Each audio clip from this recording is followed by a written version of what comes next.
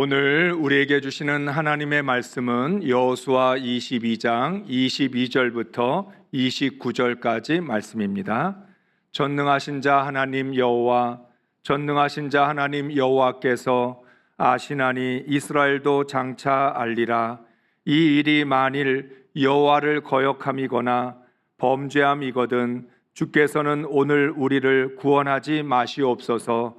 우리가 제단을 쌓은 것이 돌이켜 여호와를 따르지 아니하려 함이거나 또는 그 위에 번제나 소제를 드리려 함이거나 또는 화목제물을 드리려 함이거든 여호와는 친히 벌하시옵소서.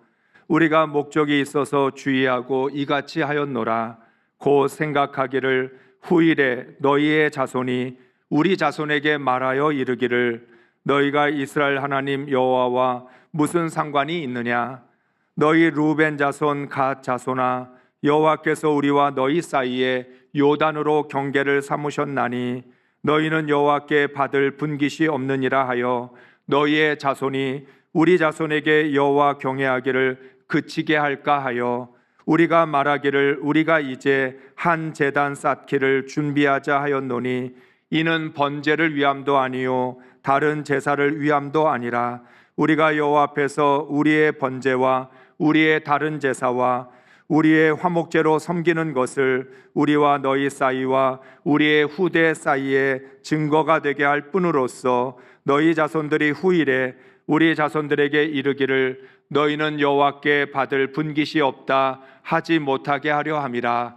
우리가 말하였거니와 만일 그들이 후일에 우리에게나 우리 후대에게 이같이 말하면 우리가 말하기를 우리 조상이 지은 여호와의 제단 모형을 보라. 이는 번제를 위한 것도 아니요 다른 제사를 위한 것도 아니라 오직 우리와 너희 사이에 증거만 되게 할 뿐이라.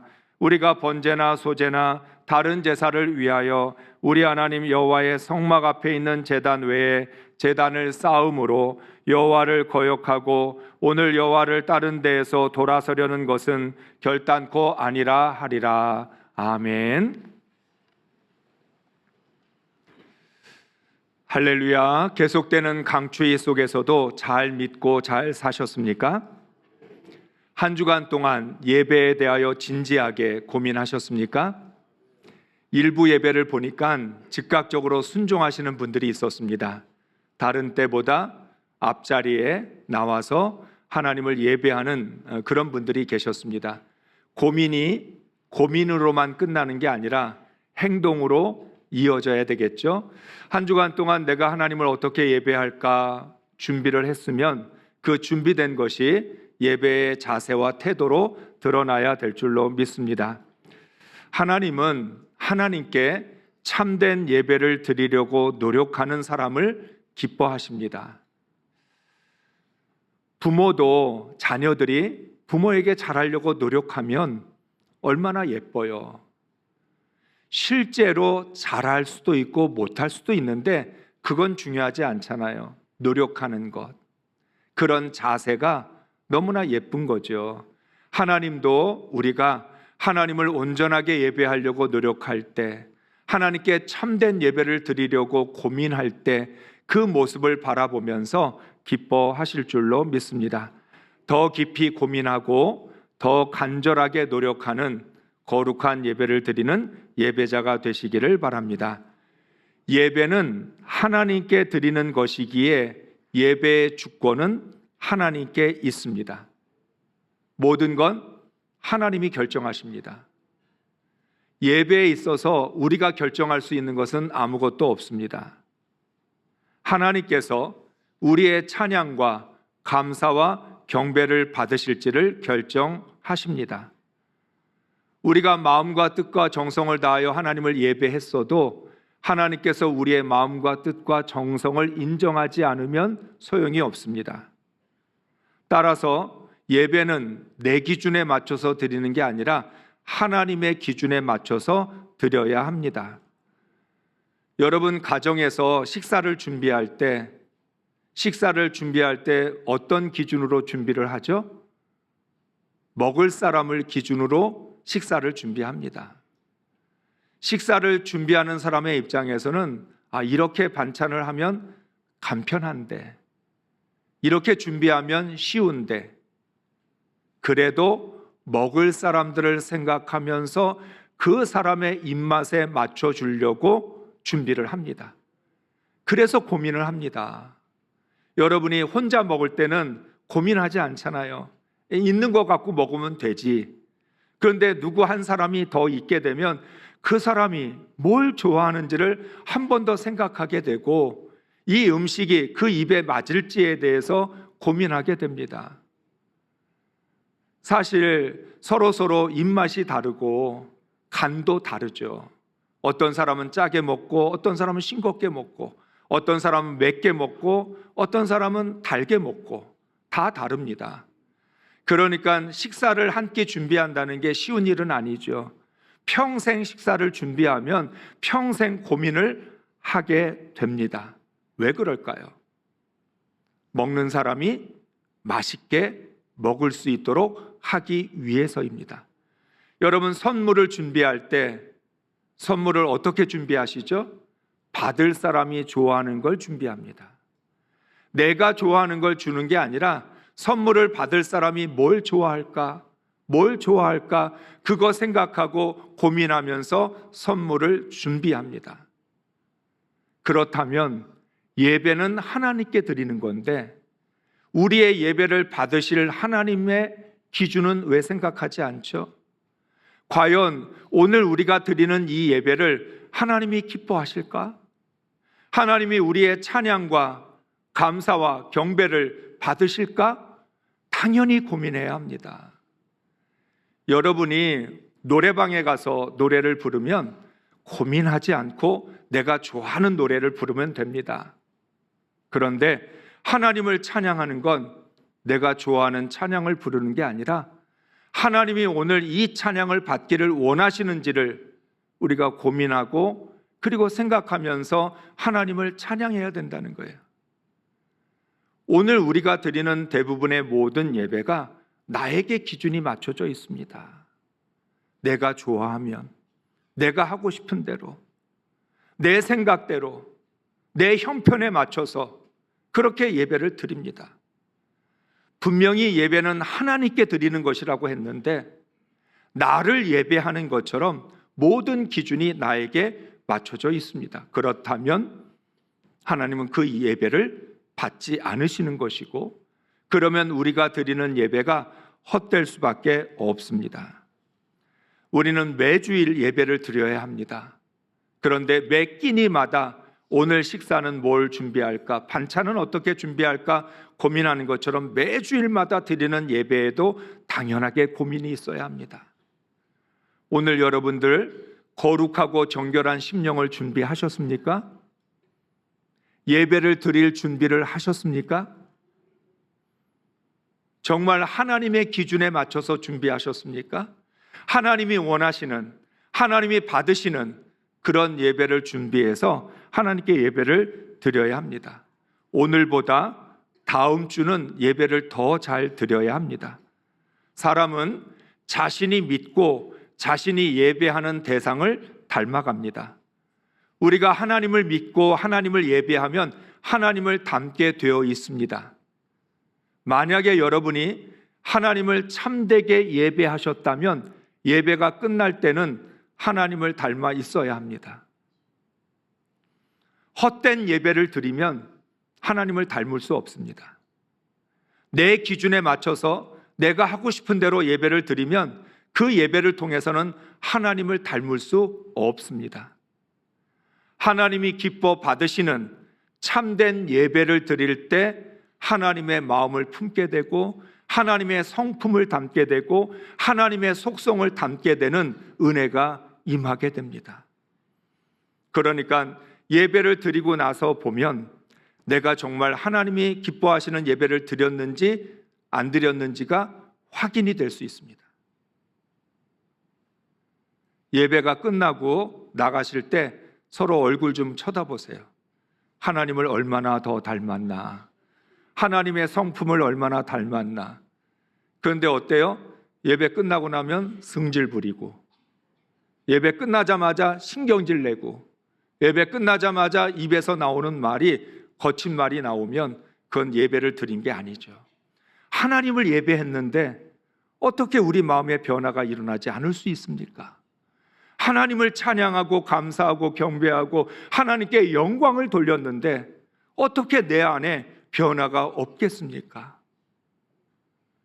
하나님을 참되게 예배함으로 하나님의 성품과 하나님의 속성과 하나님을 닮아가는 역사가 있기를 주의 이름으로 축복합니다. 오늘은 다시 여호수아의 말씀으로 돌아왔습니다. 이제 여호수아의 말씀은 얼마 남지 않았습니다. 2월 마지막 주로 여호수아의 말씀은 끝나게 됩니다. 여호수아 22장 말씀으로 우리가 지난번에 말씀을 나누었는데 이스라엘 백성들은 하나님이 주시는 말씀이 다 이루어지는 그 역사로 말미암아 안식을 얻게 되었습니다. 한마디로 말하면 이제 전쟁은 끝나고 평화를 얻은 것입니다. 드디어 르우벤, 갓, 므낫세 반 지파도 자신의 가족에게로 돌아가게 되었습니다. 이 세 지파는 하나님 앞에 약속한 것이 있었기 때문에 가나안 정복 전쟁이 끝날 때까지 가족에게로 돌아가지 못하고 10년 가까이 전쟁을 치루었습니다. 이젠 정말 사랑하는 가족들이 보고 싶고 이제 가족들에게로 돌아가서 평안하기를 원했을 텐데 그 안식이 이젠 주어진 것입니다. 모세는 하나님을 사랑하고 하나님의 길로 행하며 반드시 계명을 지키라는 권면과 함께 이 세 지파를 축복해서 집으로 돌려보냈습니다. 르우벤 지파, 갓 지파, 므낫세 반 지파가 자신의 집으로 돌아가서 가장 먼저 한 일이 있었습니다. 그게 바로 오늘 22장 10절에서 나타나는 일입니다. 모든 이스라엘 백성들이 예상하지 못했던 아주 특별한 상황이 발생했습니다. 세 지파는 자신의 집으로 돌아가자마자 요단강 가까이 있는 곳에 큰 제단을 쌓았습니다. 그 얘기는 무슨 얘기예요?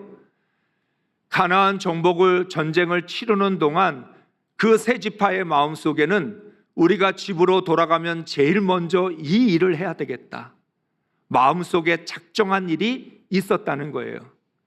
분명한 목적을 가지고 자기 집으로 돌아가서 그 집안의 어떤 평안함과 행복을 누리고 거기에 머물러 있기보다 먼저 요단강 가까이에 큰 제단을 쌓는 일을 하게 된 것입니다. 이 소식은 요단 서쪽에 있었던 10지파들에게 급속도로 빠르게 전해졌습니다. 르우벤과 갓과 므낫세 반 지파가 요단 동쪽으로 돌아가자마자 요단강 가까이에 큰 제단을 쌓았다. 큰 제단을 쌓은 목적이 무엇일까? 왜 제단을 쌓았을까? 제단을 쌓는다는 건 자기들 마음대로 제사를 드리겠다는 것인데 하나님을 떠나서 다른 신을 섬기려고 하는 목적으로 제단을 쌓은 것은 아닐까 하는 생각을 하게 되었습니다.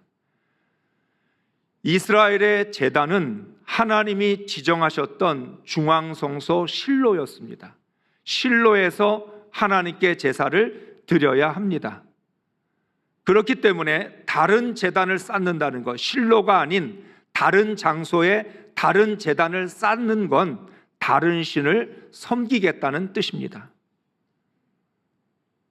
요단 서쪽에 있는 10지파는 실로에 모여서 요단 동쪽에 있는 세 지파와 싸울 준비를 했습니다. 이스라엘은 이제 겨우 안식을 얻었는데 동족끼리 전쟁을 치르게 되는 상황이 생겼습니다. 가나안을 정복하고 난 다음에 10지파와 세 지파가 싸워서 함께 망할 위기가 닥친 것입니다. 10지파는 먼저 제사장 비느하스와 각 지파에서 한 명씩 10명의 지도자를 선택해서 세 지파에게 보냈습니다. 비느하스가 대표로 가서 말을 했겠죠. 강력하게 항의를 했습니다.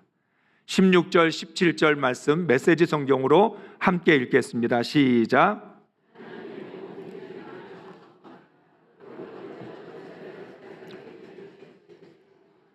하나님을 등지고 여러분의 제단을 따로 쌓은 것은 드러냈고 하나님을 거역하는 행위입니다. 부활의 범죄가 우리에게 부족했습니까?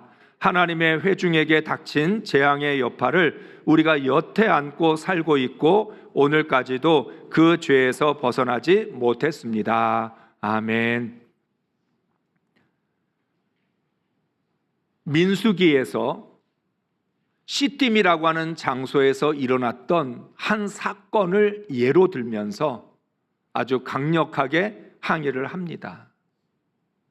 시딤에서 모압 여자들과 음행을 저지르므로 말미암아 하나님의 심판을 받아서 연병이 일어나 2만 4천 명이 죽었습니다. 다른 것도 아닌 전쟁에서 사람이 죽은 것도 아니고 병으로 2만 4천 명이 죽었던 이 사건은 충격적이었습니다. 그래서 뭐라고 이야기하냐면 부활의 범죄가 우리에게 부족했습니까? 하나님의 회중에게 닥친 재앙의 여파를 여태까지 안고 살고 있고 오늘까지도 그 죄에서 벗어나지 못했는데 또 다시 하나님 앞에서 죄를 지으려고 하는 것이냐고 항의를 하는 거죠. 무슨 얘기예요? 시딤에서 2만 4천 명이 죽었던 그 사건의 후유증을 지금까지도 벗어나지 못하고 있다는 거예요. 사랑하는 성도 여러분, 죄라는 게 단순하지 않습니다. 우리는 죄를 지으면 회개하면 되지, 하나님이 용서해 주시면 되지라고 생각합니다. 용서해 주셔도 그 죄의 후유증, 그 죄에 짊어져야 될 대가는 계속 남아있다는 거예요. 뭐라고 표현해요? 부활의 범죄로 말미암아 우리가 여태까지 그 죄의 후유증, 죄의 결과를 안고 살고 있고 아직도 죄에서 벗어나지 못했다라고 말을 하고 있습니다.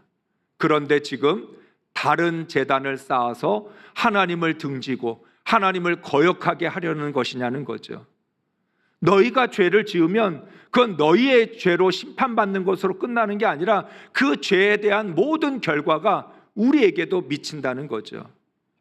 여러분, 왜냐하면 12지파가 서로 혼인을 맺었을 수도 있고 서로 왕래를 오고 가고 했기 때문에 서로 관계라는 게 있습니다. 그런데 만약에 이 세 지파가 하나님 앞에 다른 제단을 쌓아서 다른 신을 섬기려고 이 일을 행했다면 하나님의 심판을 받게 될 텐데 그건 단순히 세 지파의 심판으로 끝나는 것이 아니라 다른 이스라엘 백성들에게도 그 모든 영향을 받아야만 한다라고 하는 거죠. 그렇기 때문에 왜 너희들은 하나님을 등지고 왜 너희는 하나님을 거역하며 하나님의 심판을 받으려고 하느냐? 아직도 부활의 죄로부터 벗어나지 못했는데 왜 또 죄를 지어서 이 민족이 고통당하게 만들려고 하느냐라고 따졌던 것입니다. 이스라엘의 10지파는 강력하게 항의만 하지 않았습니다.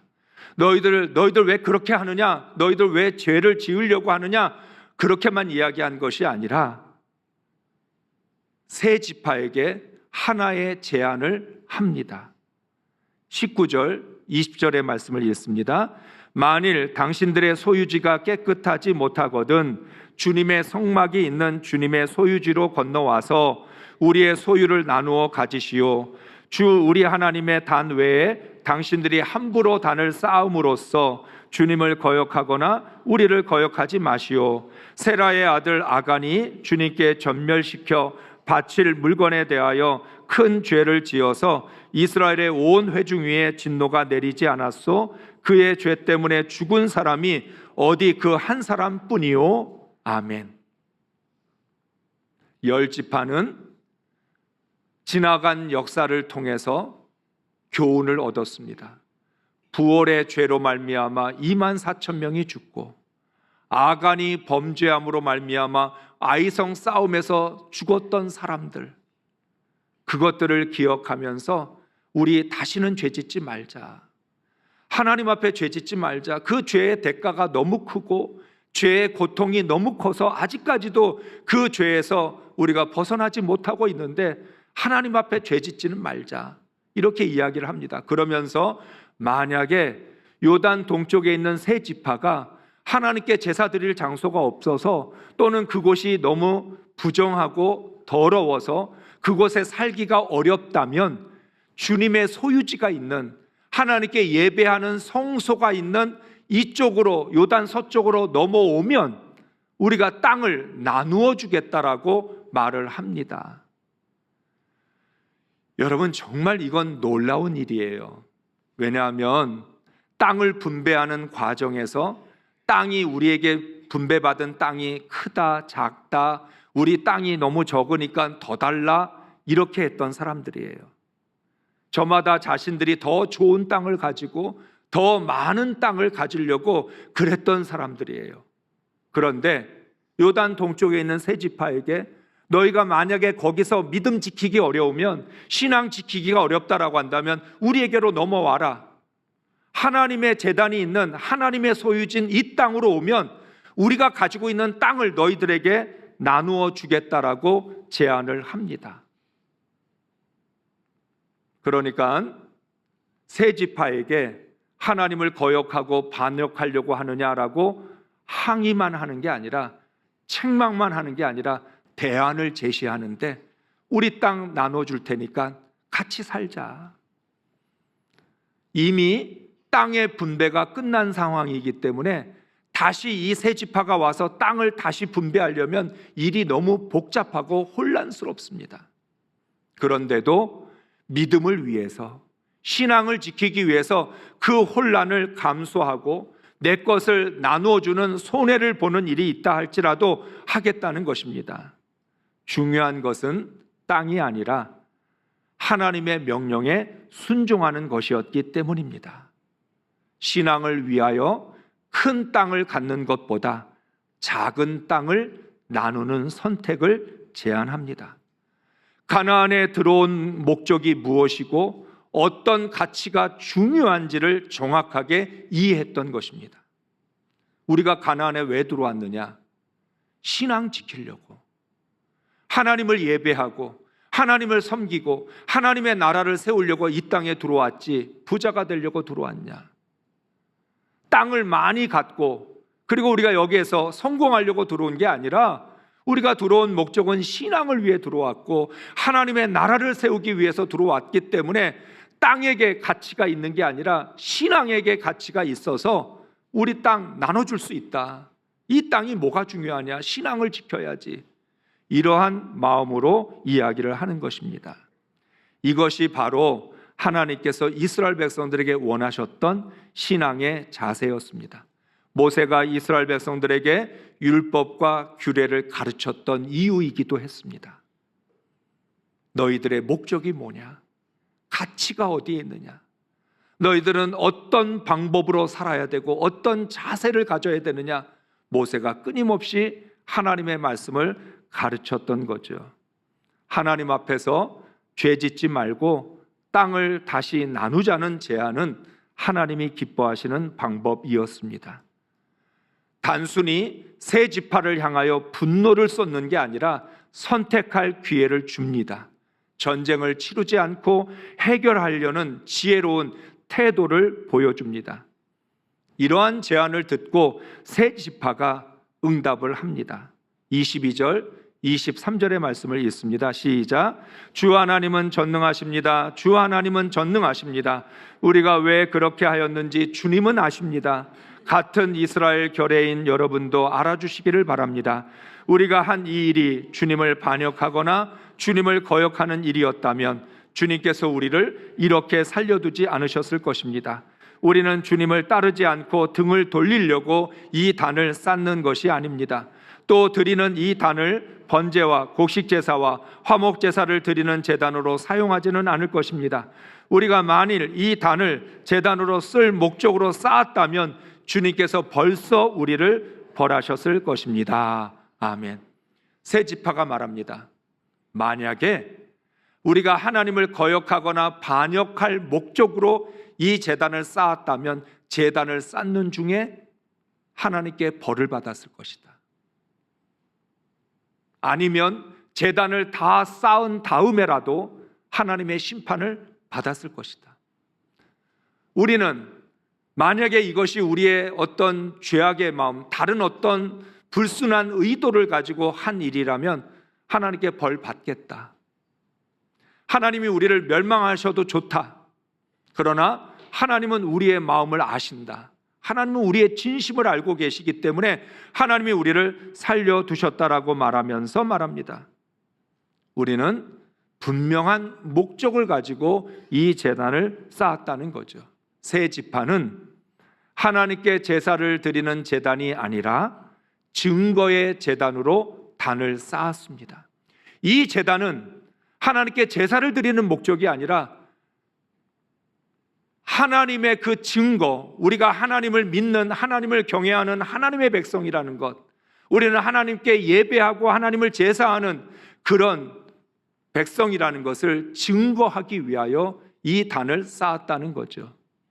이스라엘 백성들이 요단강을 건넜을 때 하나님이 명령하셨습니다. 다시 요단에 들어가서 각 지파별로 돌 하나씩 가지고 와서 그 돌을 쌓아라. 그리고 이것이 증거가 될 것이다.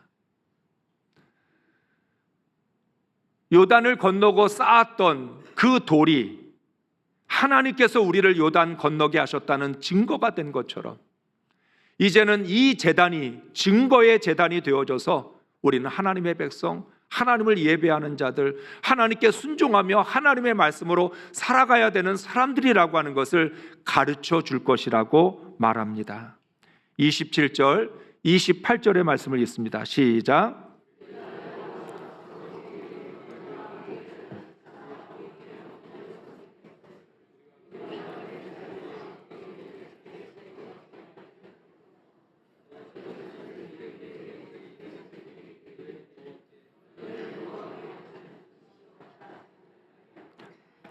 우리가 말하였거니와 만일 그들이 후일에 우리에게나 우리 후대에게 이같이 말하면 우리가 말하기를 우리 조상이 지은 여호와의 제단 모형을 보라. 이는 번제를 위한 것도 아니요 다른 제사를 위한 것도 아니라 오직 우리와 너희 사이에 증거만 되게 할 뿐이라. 아멘. 10지파가 광야 40년을 거쳐서 가나안에 들어오는 이 과정 속에서 깨달은 것이 있었어요. 그게 바로 부올의 범죄, 그리고 아간의 죄로 말미암아 하나님의 심판을 받았던 것, 그걸 기억하면서 그 죄를 다시는 짓지 말자, 이렇게 결단을 했습니다. 그렇다면 세 지파는 10지파를 도와서 가나안 정복 전쟁을 치르면서 깨달은 것이 있었습니다. 승리할 때도 있고 패배할 때도 있었는데 승패를 경험하면서 사람의 마음은 믿을 수 없다. 기브온에게 속은 사건들을 통해서 얼마나 쉽게 약속이 깨지는지도 알았습니다. 가나안 정복 전쟁을 10년 가까이 치르면서 과연 우리가 믿음을 지킬 수 있을까? 그나마 우리는 하나님의 역사를 본 사람들인데 우리의 자녀들은, 우리의 후손들은 이 하나님의 역사를 기억하고 알고 있을까? 이들의 신앙을 지켜주기 위하여 무엇인가가 필요하다는 것을 깨달았던 거죠. 그래서 이 후손들에게 증거의 제단을 쌓아서 그들에게 증거를 보여주겠다고 결심을 하게 된 것입니다. 왜냐하면 세 지파와 10지파 사이에는 요단강으로 갈라져 있습니다. 지금이야 서로 아무 문제가 없지만 시간이 흘러 이 세대들이 다 죽고 나면 서로 전혀 모르는 세대들이 등장하게 될 텐데 서로가 너희는 누구냐? 너희는 어떤 민족이냐? 이렇게 이야기할 때 그것을 증거로 내세울 것이 없다라고 하는 거예요. 그렇게 되면 10지파가 다수의 숫자가 있으니까 세 지파를 향해서 말할 겁니다. 너희는 하나님 백성 아니다. 너희에게는 하나님이 주신 분깃을 나누어 줄 책임이 우리에게는 없다. 너희는 모르는 사람이다. 너희들이 알아서 살아라. 이렇게 이야기할 수 있다는 거죠. 그러면 세 지파가 그 얘기를 듣고 그래? 그러면 우리는 하나님을 섬길 필요가 없네? 우리가 왜 하나님을 경외해야 돼? 그러면서 다른 신을 선택하고 다른 신앙으로 나가게 되는 이 문제. 바로 집으로 돌아갔던 세 지파의 사람들이 이게 두려웠어요. 10지파와 세 지파가 서로 누구인지 모르고 같은 민족이라는 것, 하나님의 택함을 받아서 애굽에서 나와 광야 40년을 지나 가나안에 들어와서 이렇게 정착하게 되었다는 것 깨닫지 못하게 되면 결국 신앙 잃어버리고 하나님 떠나 어떠한 일을 당하게 될지 알 수가 없었던 거죠. 땅을 지키는 게 문제가 아니라 신앙을 지키지 못하는 것에 대한 염려였습니다. 이것은 거룩한 염려였습니다. 세속적인 염려가 아니라 세상 근심과 걱정이 아니라 우리의 후손들, 우리의 자녀들이 과연 믿음으로 살 수 있을까? 신앙을 지킬 수 있을까에 대한 거룩한 염려였던 거죠. 그런데 염려만 하고 끝나는 게 아니라 이 거룩한 염려가 구체적인 행동으로 이어졌습니다. 증거의 제단을 쌓아서 우리의 후손들에게 증거를 보여주자. 요단강 가까이에 쌓아놓은 이 제단을 바라볼 때마다 우리는 하나님을 예배하는 백성, 하나님을 경외하는 백성, 하나님의 택함받은 백성, 아브라함의 후손이라는 것, 이거 기억하면서 끝까지 신앙 지킬 수 있도록 하게 하자. 그 목적으로 제단을 쌓은 겁니다. 제사를 드리기 위해서도 아니고 하나님을 떠나거나 하나님을 거역하기 위해서도 아니고 오히려 신앙을 지키고 믿음 지키려고 증거의 제단을 쌓았습니다. 비록 요단 동쪽과 서쪽으로 땅은 나누어져 있지만 신앙은 나누지 않기 위한 절박한 조치였습니다. 10지파가 지난 역사 속에서 깨달았다면 세 지파는 가나안 정복 전쟁을 통해서 깨달았습니다. 서로 하나님을 경외하기 위하여 길을 찾은 것입니다. 10지파는 세 지파가 하나님께 죄를 짓는 걸 막으려고 했고, 세 지파는 자신들의 후손이 하나님을 떠나거나 하나님을 거역할 것을 막기 위해서 증거의 제단을 쌓았던 거죠. 서로 방법은 달랐지만 하나님을 경외하기 위한 거룩한 마음, 거룩한 목적에는 동일하였던 것이죠. 우리도 이미 경험하고 있습니다. 나는 지금까지 하나님이 주신 은혜와 복으로 잘 살아왔지만 과연 우리 자녀들에게 신앙을 물려줄 수 있을까? 그래도 나는 믿음으로 살았는데, 그래도 아무리 세상이 힘들고 어려워도 나는 신앙을 지키면서 여기까지 왔는데 내 자녀들은, 내 후손들은 믿음 지킬 수 있을까? 나는 과연 우리 자녀들에게 신앙을 이어줄 수 있을까? 우리도 고민하는 문제죠. 내가 여기까지 믿음 지키고 살아온 것과 우리 자녀들이 신앙을 이어받는 건 전혀 다른 문제예요. 나는 그래도 지킬 수 있었어요. 그런데 내 자녀들에게 신앙을 물려주는 일이 너무 어려워요. 너무 힘들어요. 믿음을 가르치고 믿음으로 살게끔 그렇게 인도해 주지만 따라오지를 않죠. 자녀가 잘 살게 하는 걸 도와주는 건 쉬워요. 물질로 도와줄 수도 있고, 내가 할 수 있는 형편이 되면 어떤 것으로든지 우리 자녀들이 좀 더 잘 살도록 도와줄 수는 있는데 잘 믿게 도와주기가 어렵다는 거예요. 우리가 무엇을 할 수 있겠습니까? 우리가 할 수 있는 건 이 세 지파처럼 거룩한 염려를 하면서 간절히 기도하는 것밖에 없습니다. 그러면서 증거의 제단을 쌓는 거죠. 믿음의 증거. 내가 지금까지 여기까지 살아오면서 하나님의 말씀으로 기도의 눈물로 살아왔다라고 하는 증거의 제단이 있어서 그걸 바라보면서 우리 엄마가, 우리 아버지가 믿음으로 살아보려고 그렇게 애를 썼고 그래서 우리 자식들을 키우고 여기까지 왔다라고 하는 그 우리 각자의 증거의 제단이 필요하다는 거예요. 내가 죽어서라도 그 증거의 제단을 바라보면 깨닫지 않을까? 하나님께 돌이키지 않을까? 하나님께로 돌아오지 않을까? 그런 거룩한 염려가 우리에게 증거의 제단을 쌓게 만들어 주는 거죠. 이스라엘 백성들은 지금 가장 힘든 일에 도전하고 있습니다. 자신들이 가나안을 정복하는 것과는 비교할 수 없는 후손들에게 믿음을 물려주기 위하여 그들은 도전하고 있지요. 서로 협력하여 후손들이 하나님을 사랑하고 경외할 수 있도록 거룩한 염려로 하나님의 은혜를 구하고 있습니다. 오해로 인하여 전쟁을 할 뻔했지만 하나님을 경외하는 것에 같은 마음을 가지고 있다는 걸 확인했습니다. 그래서 오늘 29절 이하의 말씀에 보면 10지파가 비느하스를 통해서 세 지파의 마음과 의도를 알고 난 다음에 너무너무 기뻐했습니다. 하나님을 버리려고 제단을 쌓은 게 아니라 하나님에 대한 신앙을 지키려고 제단을 쌓았다는 걸 알면서 너무너무 감사하면서 즐거워하고 함께 하나님을 찬양했습니다. 우리 믿음 지키자. 우리 후손들에게 신앙을 물려주자. 그래, 맞아. 우리에게 증거의 제단이 필요해. 그래서 하나님이 요단강 건너서 요단강에다 돌을 세우게 했고 하나님이 제단을 쌓아 여러 가지로 증거를 남겨주셨던 이유가 우리를 믿음으로 지키려고, 우리의 후손들에게 신앙을 물려주려고 하나님이 하신 일이라는 걸 깨닫고 하나님께 찬양과 경배를 드린 것이죠. 사랑하는 성도 여러분, 우리도 우리의 자녀들이 하나님을 경외하며 말씀을 지킬 수 있도록 거룩한 염려를 해야 합니다. 거룩한 염려를 통하여 증거의 제단을 쌓아 놓을 때 그걸 바라보는 우리의 자녀들이 하나님 앞에 돌아오고 믿음을 지키며 끝까지 신앙을 이어가게 될 줄로 믿습니다.